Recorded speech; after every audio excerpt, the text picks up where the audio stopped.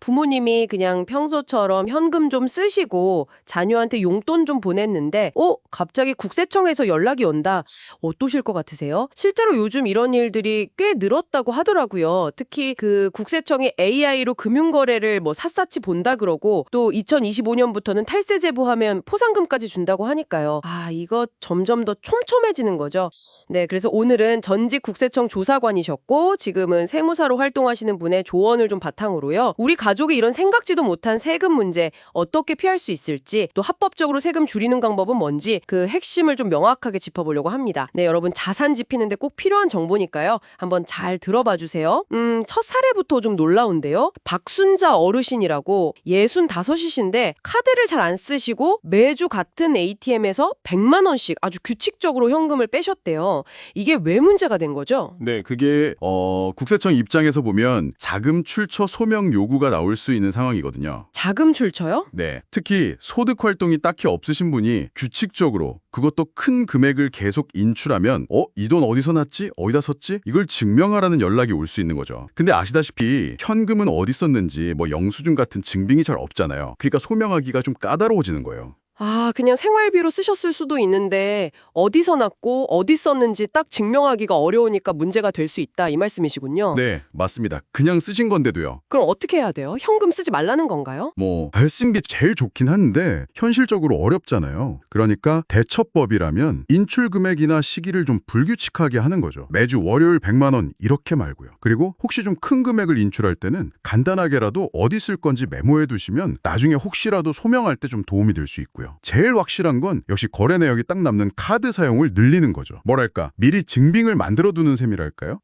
그렇군요. 미리 대비하는 거네요. 현금 인출도 그런데 사실 가족끼리 돈 주고받는 건 더 흔하잖아요. 뭐 용돈도 주고 축하금도 주고. 근데 72살 김만호 어르신 같은 경우는 손주 결혼 축하한다고 1억 원을 턱 현금으로 주셨다가 나중에 손주한테 640만 원이나 되는 증여세랑 가산세가 나왔다고요. 네, 참 안타까운 사례죠. 여기서 핵심은 증여세 면제 한도예요. 한도요? 네, 손주한테는 10년 동안 다 합쳐서 2천만 원까지만 세금 없이 줄 수 있거든요. 근데 1억이면 뭐 한도를 훌쩍 넘은 거죠. 10년에 2천? 네, 그리고 더 중요한 게 있는데 증여세는 준 사람이 아니라 받는 사람이 신고해야 한다는 거예요. 이 경우에는 손주가 신고 의무자죠. 부모님이 주셔도 자녀나 손주가 신고해야 하는 거네요. 이거 몰랐다가 나중에 가산세까지 내면 진짜 억울하겠는데요. 그 가산세가 20%나 된다면서요? 네, 맞아요. 신고기한, 그러니까 증여받은 달의 말일부터 3개월 내에 신고 안 하면 무신고 가산세가 20% 붙고요. 거기에 또 늦게 낸 기간만큼 이자, 납부지원 가산세까지 붙습니다. 와, 배보다 배꼽이 더 커질 수도 있겠네요. 그렇죠. 그래서 10년 단위 면제 한도, 자녀는 5천만 원, 배우자는 6억, 그리고 기타 친족은 1천만 원, 손주는 2천만 원. 이걸 꼭 확인하시고 만약 넘는다 싶으면 반드시 기한 안에 신고해야 합니다. 그리고 이럴 때도 현금보다는 계좌이체로 용돈이나 축하금 이렇게 용도를 딱 명시해서 보내는 게 훨씬 안전하고요. 기록이 남으니까요. 그렇군요. 기록이 중요하군요. 현금이나 가족 간 송금도 그런데 역시 큰돈이 오가는 건 부동산 거래 같아요. 최도윤 어르신 사례인데요. 67이신데 밭 판돈 4억 원을 수표로 받아서 그냥 갖고 계시다가 한 번에 은행에 입금하셨대요. 근데 이게 국세청 조사까지 갔다고요? 네, 여기서는 문제가 두 가지가 겹쳤어요. 두 가지나요? 네, 첫째는 은행 때문인데요. 은행은 1,000만 원 이상 고액 현금 거래, 이걸 CTR이라고 하는데 이걸 자동으로 금융정보분석원, FIU라는 곳에 보고하게 되어 있어요. 그리고 이 정보가 국세청으로 가거든요. 갑자기 3억이라는 큰 돈이 딱 입금되니까 국세청에서 이 돈 뭐지? 하고 자금 출처 조사를 시작한 거죠. 은행에서 자동으로 보고가 되는 거구나. 그렇죠. 그리고 둘째 문제는 더 치명적인데 양도소득세 신고를 아예 안 하신 거예요. 맞다. 부동산 팔면 양도세 신고해야죠. 그거 기한이 언제까지죠? 판날이 속하는 날의 말일부터 2개월 내에 예정 신고를 해야 하거든요. 근데 이걸 완전히 누락하신 거죠. 그래서 가산세까지 해서 세금이 4천만 원이나 나왔다고요? 아이고, 너무 안타까운데요, 이거. 네, 정말 안타깝죠. 특히 이분이 20년 넘게 갖고 계셨던 밭이라서 잘 신고만 하셨으면 양도차익의 상당 부분을 공제받는 장기보혜 특별공제 같은 혜택도 받으실 수 있었거든요. 세금 혜택까지 놓치신 거네요. 네, 그래서 양도세는 계산도 복잡하고 하니까 팔기 전에 꼭 세무서랑 상담을 먼저 하시고 신고 기한 절대 놓치지 않는 게 정말 중요합니다. 큰 금액 입금할 때도 미리 은행에 좀 알려두는 것도 방법이고요. 네, 정말 큰돈 거래는 전문가 상담이 필수겠네요. 마지막 사례는요, 진짜 많은 분들이 이게 왜 문제지 하실 수도 있을 것 같아요. 윤정미 어르신인데 62살이시고 딸한테 매달 300만 원씩 3년 동안 꼬박꼬박 보내셨대요. 심지어 메모에 생활비라고 딱 적어서요. 근데 이게 증여세 부과 대상이 됐다고요. 생활비인데. 네, 이게 좀 헷갈릴 수 있는 부분인데요. 생활비 명목으로 보낸 돈이 세금이 안 붙으려면, 그러니까 비과세가 되려면 조건이 있어요. 조건이요? 네, 일단 사회통념상 인정될 만한 적정한 금액이어야 하고요. 근데 가장 중요한 건 그 돈을 받은 사람, 그러니까 따님이 그 돈을 실제로 생활비나 교육비로 사용했어야 한다는 점이에요. 아, 그럼 따님이 그 돈을 아껴서 저축을 했다거나 나중에 뭐 집 살 때 보탰었다거나 이러면 문제가 되는 거예요? 생활비로 받은 건데도? 정확합니다. 생활비 명목으로 받았어도 그걸 바로 안 쓰고 모아뒀다가 나중에 부동산을 사거나 주식 투자를 하거나 아니면 다른 용도로 쓰면 그건 더 이상 생활비가 아닌 거죠. 그냥 증여로 보는 거예요. 와, 이거 진짜 애매하네요. 그럼 어떻게 해야 안전한 거죠? 그래서 일단 통상적인 수준에서 정말 필요한 만큼만 보내는 게 좋고요. 받은 사람은 그 돈을 진짜 생활비로 썼다는 걸 증명할 수 있어야 해요. 뭐 카드 내역 같은 거요. 만약 금액이 좀 크거나 애매하다 싶으면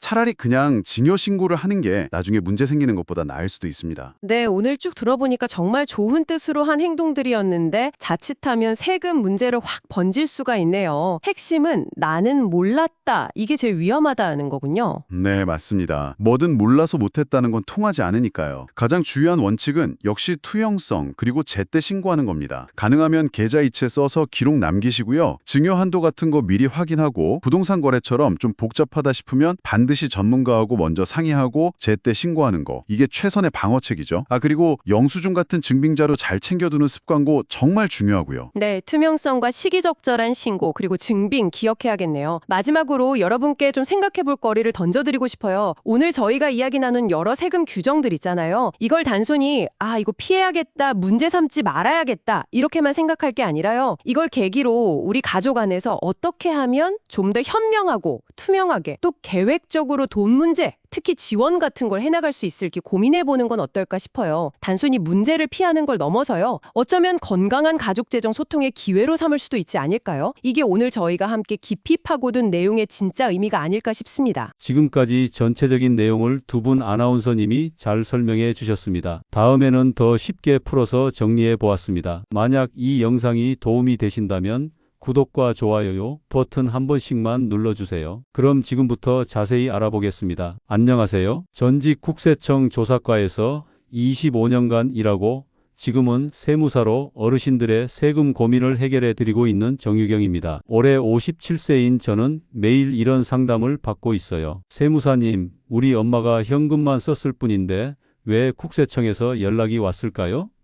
아버지가 밥한 돈을 입금했을 뿐인데 세금 폭탄을 맞았어요. 정말 안타. 특히 2025년부터는 더욱 심각해졌어요. 왜냐하면 국세청이 탈세를 잡아낸 공무원에게 최대 2천만 원까지 포상금을 주기 시작했거든요. 이제는 가족끼리 주고받는 용돈조차 의심의 대상이 되는 시대입니다. 65세 박순자 어르신은 카드가 무서워서 늘 현금만 쓰셨는데 ATM에서 100만 원씩 계속 뽑는 게 의심 거래로 분류됐어요. 72세 김만호 어르신은 손주 결혼 축하금 1억 원을 준 게 증여세 폭탄이 되었고요. 정말 무서운 건 이런 일들이 우리 부모님, 우리 가족에게도 언제든 일어날 수 있다는 거예요. 모르고 지나가다가는 정말 큰 세금을 내야 할 수도 있어요. 하지만 걱정하지 마세요. 오늘 제가 알려드리는 방법대로만 하면 세금 폭탄을 완전히 피할 수 있습니다. 심지어 합법적으로 세금을 줄일 수 있는 방법까지 알려드릴게요. 먼저 왜 이런 일들이 갑자기 많아졌는지부터 말씀드릴게요. 국세청은 요즘 인공지능을 써서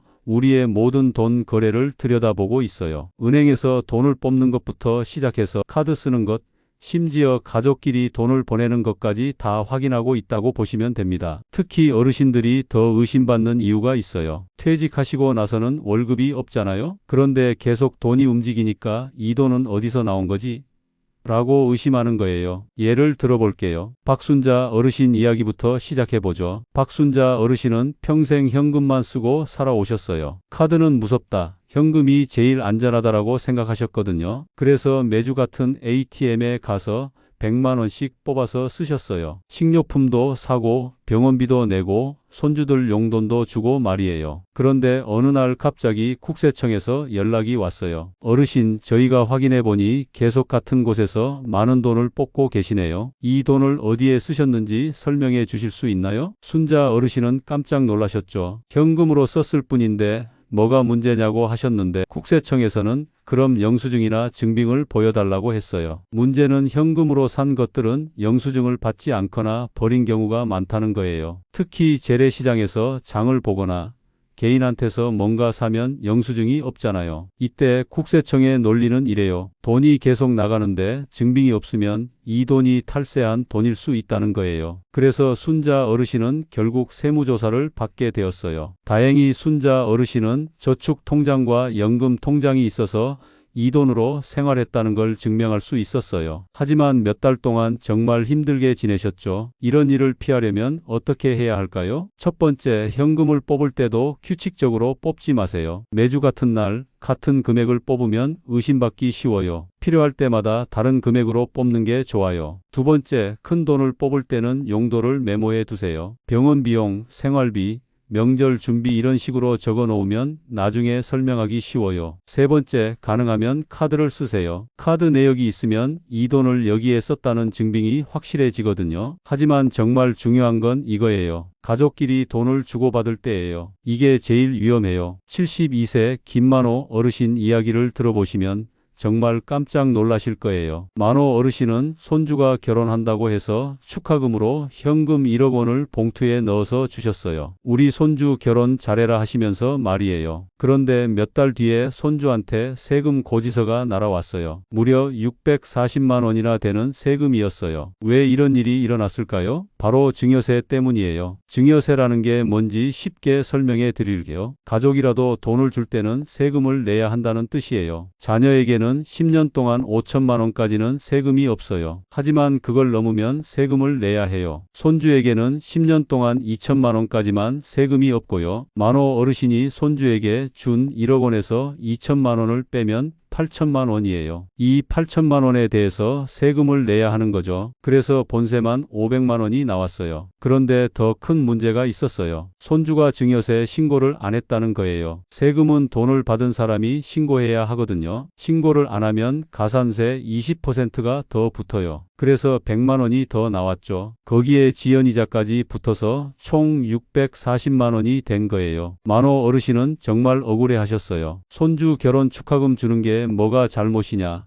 이런 건 아무도 안 알려줬다고 하시면서 말이에요. 하지만 법은 무정해요. 모르고 했다고 해서 세금이 면제되지는 않거든요. 그럼 이런 일을 어떻게 피할 수 있을까요? 첫 번째, 큰 돈을 줄 때는 미리 계산해 보세요. 자녀에게는 10년간 5천만 원, 손주에게는 10년간 2천만 원까지는 안전해요. 두 번째, 그 금액을 넘을 것 같으면 미리 세무서에 가서 상담받으세요. 신고만 제대로 하면 가산세는 안 내도 돼요. 세 번째, 돈을 줄 때는 계좌 이체로 하고 메모란에 결혼 축하금 이런 식으로 적어주세요. 현금으로 주면 나중에 증명하기 어려워요. 이제 더 심각한 이야기를 해보죠. 67세 최도윤 어르신 이야기예요. 도윤 어르신은 20년 넘게 농사를 지으신 분이에요. 나이가 들어서 농사를 그만두고 밭을 팔기로 하셨어요. 밭을 3억 원에 파셨는데 부동산 중개사가 수표로 줬어요. 어르신은 수표를 집에 가져가서 서랍에 넣어두셨어요. 봄에 농사철이 끝나면 은행에 가서 입금하지 하시면서 말이에요. 몇 달 뒤 봄에 어르신이 은행에 가서 3억 원을 한 번에 입금하셨어요. 그런데 이게 문제가 됐어요. 은행에서는 1천만 원 이상 현금 거래가 있으면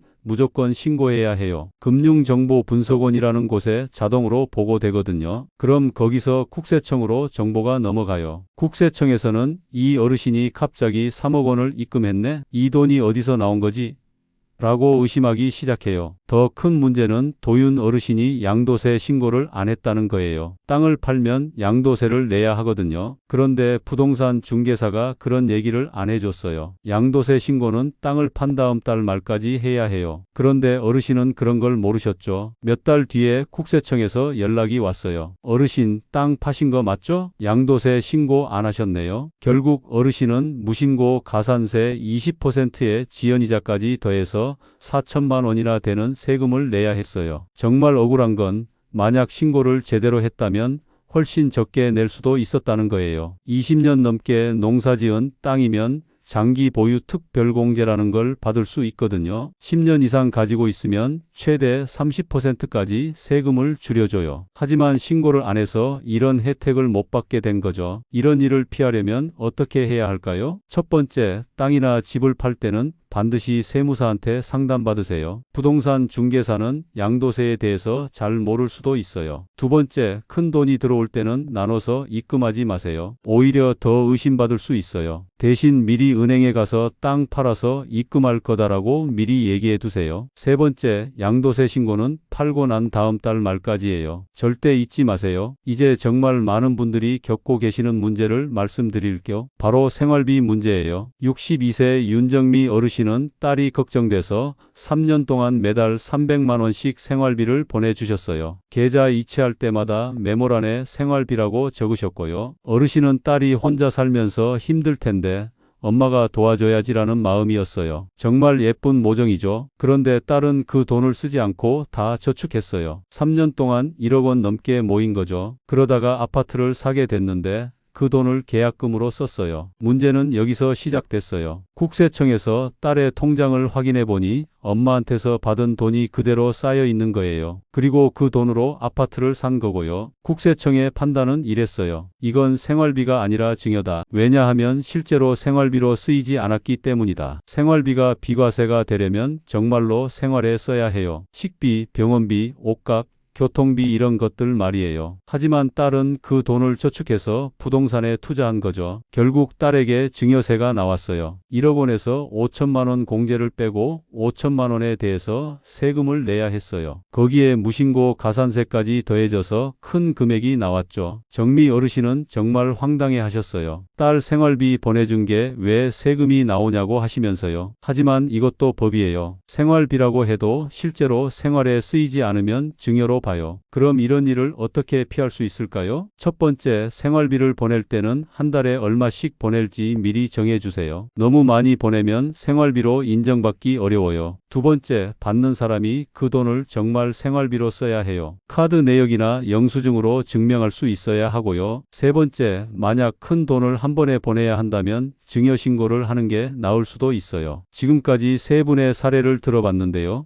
공통점이 있어요. 다들 나쁜 마음이 아니었다는 거예요. 그냥 가족을 사랑하는 마음, 평범하게 살고 싶은 마음이었는데 세금 폭탄을 맞은 거죠. 그럼 우리는 어떻게 해야 할까요? 이제부터는 실전 대응법을 알려드릴게요. 정말 중요하니까 꼭 기억해 두세요. 먼저 가장 기본적인 원칙부터 말씀드릴게요. 첫 번째 원칙, 가족끼리 돈을 주고받을 때는 무조건 계좌 이체로 하세요. 현금으로 주면 나중에 증명하기 어려워요. 그리고 이체할 때 메모란에 용도를 정확히 적어주세요. 생일 축하금, 병원비, 생활비 이런 식으로요. 두 번째 원칙, 10년 기준을 꼭 기억하세요. 자녀에게는 10년간 5천만 원, 손주에게는 10년간 2천만 원, 배우자에게는 10년간 6억 원까지는 세금이 없어요. 이 금액을 넘으면 무조건 신고해야 해요. 세 번째 원칙, 신고를 무서워하지 마세요. 신고만 제대로 하면 가산세도 안 내고 지연이자도 안 내요. 모르고 안 하는 게 제일 위험해요. 이제 구체적인 상황별 대처법을 알려드릴게요. 만약 여러분이 자녀에게 큰 돈을 줘야 하는 상황이라면 어떻게 해야 할까요? 예를 들어서 아들이 집을 사는데 3억 원이 필요하다고 해보죠. 한 번에 주면 증여세가 엄청 나올 거예요. 이럴 때는 이렇게 하세요. 먼저 올해 5천만 원을 주세요. 그리고 내년에 또 5천만 원을 주는 거예요. 10년에 걸쳐서 나눠주면 세금을 하나도 안 낼 수 있어요. 하지만 급하게 돈이 필요하다면 어떻게 할까요? 이럴 때는 증여세를 내더라도 신고를 제대로 하는 게 좋아요. 신고만 하면 가산세는 안 내거든요. 또 다른 방법도 있어요. 돈을 빌려주는 거예요. 증여가 아니라 대출로 하는 거죠. 그럼 증여세가 안 나와요. 대신 차용증을 써야 하고 이자도 받아야 해요. 하지만 가족 간에는 이자를 적게 받아도 돼요. 다음으로 부동산을 팔 때 주의할 점을 알려드릴게요. 땅이나 집을 팔 때는 꼭 세무사한테 미리 상담받으세요. 양도세가 얼마나 나올지, 어떤 혜택을 받을 수 있는지 미리 알아야 해요. 특히 오래 가지고 있던 부동산이라면 장기 보유 특별공제를 받을 수 있어요. 3년 이상 가지고 있으면 10%, 10년 이상이면 30%까지 세금을 줄여줘요. 그리고 1세대 1주택이라면 양도세가 면제될 수도 있어요. 하지만 조건이 까다로우니까 꼭 전문가한테 상담받으세요. 부동산을 팔고 돈이 들어올 때는 미리 은행에 연락하세요. 부동산 팔아서 큰 돈이 들어올 예정이다라고 미리 얘기해두면 좋아요. 그럼 은행에서도 의심하지 않고 국세청에 보고할 때도 사유를 같이 적어줘요. 이제 현금 사용에 대해서 말씀드릴게요. 현금을 완전히 안 쓸 수는 없죠. 하지만 몇 가지 주의할 점이 있어요. 첫 번째, 같은 ATM에서 같은 금액을 계속 뽑지 마세요. 패턴이 있으면 의심받기 쉬워요. 두 번째, 큰 돈을 뽑을 때는 용도를 메모해 두세요. 나중에 설명할 때 필요해요. 세 번째, 가능하면 카드를 쓰세요. 카드 내역이 가장 확실한 증빙이에요. 네 번째, 현금 영수증을 꼭 받으세요. 작은 금액이라도 모이면 도움이 돼요. 만약 국세청에서 연락이 왔다면 어떻게 해야 할까요? 첫 번째, 당황하지 마세요. 연락이 왔다고 해서 무조건 세금을 내야 하는 건 아니에요. 두 번째, 혼자서 대응하지 마세요. 꼭 세무사나 변호사와 함께 하세요. 세 번째, 자료를 미리 준비해 두세요. 통장 사본,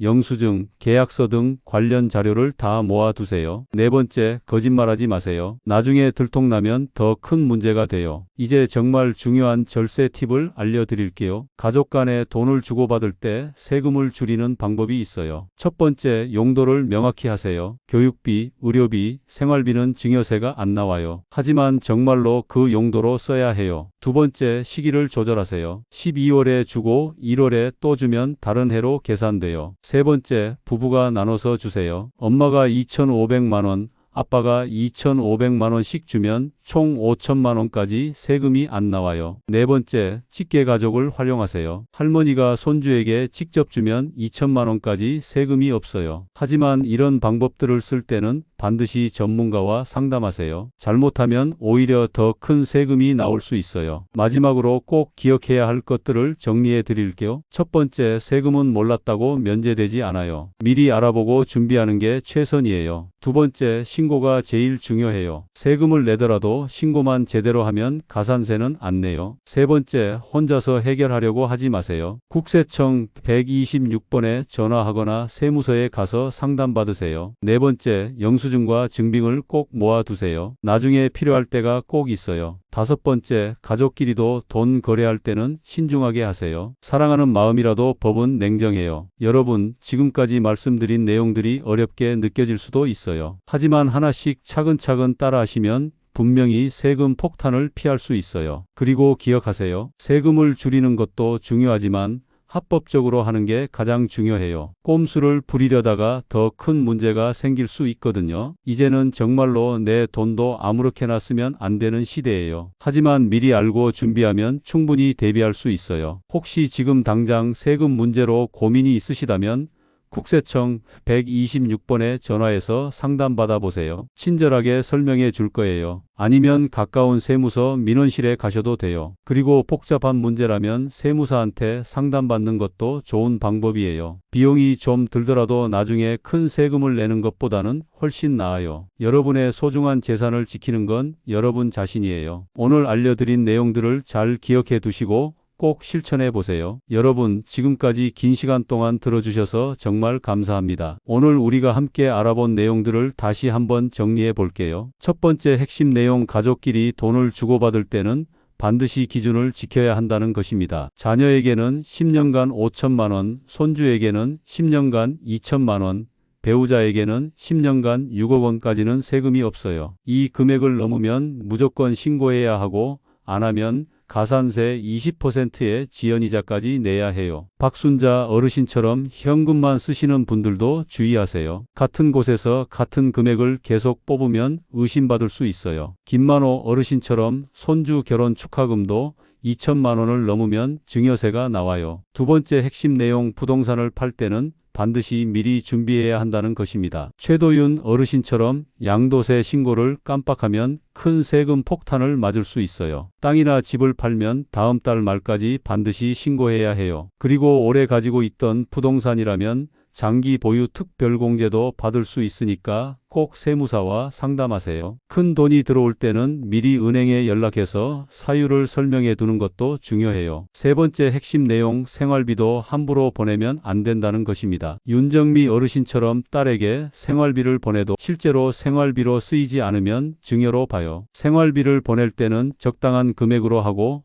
받는 사람이 정말 생활비로 써야 해요. 카드 내역이나 영수증으로 증명할 수 있어야 하고요. 이제 여러분이 바로 실천할 수 있는 방법들을 알려드릴게요. 첫 번째 실천 방법, 오늘 집에 가셔서 가족들과 돈 이야기를 해보세요. 우리 가족은 지금까지 얼마나 주고받았는지 10년 기준으로 계산해서 얼마나 남았는지 확인해 보세요. 그리고 앞으로 큰 돈이 필요한 일이 있다면 미리 계획을 세우세요. 두 번째 실천 방법, 중요한 서류들을 정리해 두세요. 통장 사본, 부동산 계약서, 각종 영수증들을 한 곳에 모아두세요. 특히 가족끼리 돈을 주고받은 기록들은 꼭 보관해 두세요. 나중에 국세청에서 연락이 와도 당황하지 않을 수 있어요. 세 번째 실천 방법, 전문가와 친해지세요. 가까운 세무서 위치를 알아두시고 세무사 한 분 정도는 연락처를 알아두세요. 국세청 126번 전화번호도 휴대폰에 저장해 두시고요. 문제가 생기기 전에 미리 상담받는 게 제일 좋아요. 네 번째 실천 방법, 돈 거래할 때는 항상 기록을 남기세요. 현금으로 주고받지 말고 계좌 이체로 하세요. 이체할 때 메모란에 용도를 정확히 적어 주시고요. 생일 축하금, 병원비, 생활비 이런 식으로 말이에요. 다섯 번째 실천 방법, 정기적으로 점검하세요. 1년에 한 번 정도는 우리 가족의 세금 상황을 점검해 보세요. 혹시 놓친 신고는 없는지, 앞으로 주의할 점은 없는지 확인해 보세요. 여러분, 정말 중요한 건 이거예요. 세금 문제는 무서워할 필요 없어요. 미리 알고 준비하면 충분히 대비할 수 있거든요. 오늘 박순자 어르신, 김만호 어르신, 최도윤 어르신, 윤정미 어르신의 이야기를 들어보셨잖아요. 이분들도 처음에는 아무것도 모르셨어요. 하지만 지금은 세금 전문가 못지않게 잘 알고 계세요. 여러분도 오늘 이 방송을 들으신 것만으로도 이미 많은 것을 알게 되셨어요. 이제는 실천만 하면 돼요. 그리고 기억하세요. 가족을 사랑하는 마음은 변하지 않아도 돼요. 다만 그 사랑을 표현하는 방법을 조금만 바꾸면 돼요. 법을 지키면서도 충분히 가족을 도울 수 있어요. 마지막으로 꼭 당부드리고 싶은 말씀이 있어요. 절대로 혼자서 끙끙 앓지 마세요. 세금 문제는 혼자 해결하기 어려워요. 국세청에서 연락이 와도 당황하지 말고 전문가와 함께 차근차근 해결해 나가세요. 그리고 이런 정보를 주변 분들에게도 꼭 알려주세요. 여러분의 가족, 친구, 이웃들도 오늘 우리가 들은 이야기를 알아야 해요. 함께 지혜를 나누면 모두가 세금 폭탄을 피할 수 있어요. 이 영상이 도움이 되셨다면 꼭 구독 버튼과 좋아요 버튼을 눌러주세요. 그리고 알림 설정도 켜두시면 새로운 영상이 올라올 때마다 바로 알 수 있어요. 여러분의 구독과 좋아요가 저에게는 정말 큰 힘이 됩니다. 그리고 더 많은 분들이 이런 정보를 알 수 있도록 도와주세요. 다음 주에는 상속세 폭탄 피하는 법에 대해서 알려드릴 예정이에요. 부모님이 돌아가신 후에 자녀들이 겪는 상속세 문제, 그리고 미리 준비할 수 있는 방법들을 자세히 설명해 드릴게요. 특히 부동산이 많으신 분들, 현금이 많으신 분들은 꼭 들어보셔야 할 내용이에요. 상속세는 증여세보다 훨씬 복잡하고 세율도 높거든요. 그리고 그 다음 주에는 연금 받으면서 세금 줄이는 법도 준비하고 있어요. 국민연금, 개인연금, 퇴직연금 받을 때 세금을 줄이는 방법들을 알려드릴게요. 이런 정보들을 놓치지 않으려면 꼭 구독하시고 알림 설정 켜두세요. 오늘 이 방송을 끝까지 들어주신 여러분 정말 감사합니다. 여러분 모두가 세금 걱정 없이 행복한 노후를 보내시기를 진심으로 바랍니다. 건강하시고 다음 주에 또 만나요. 실버방송국 채널의 세무사 정유경이었습니다. 감사합니다.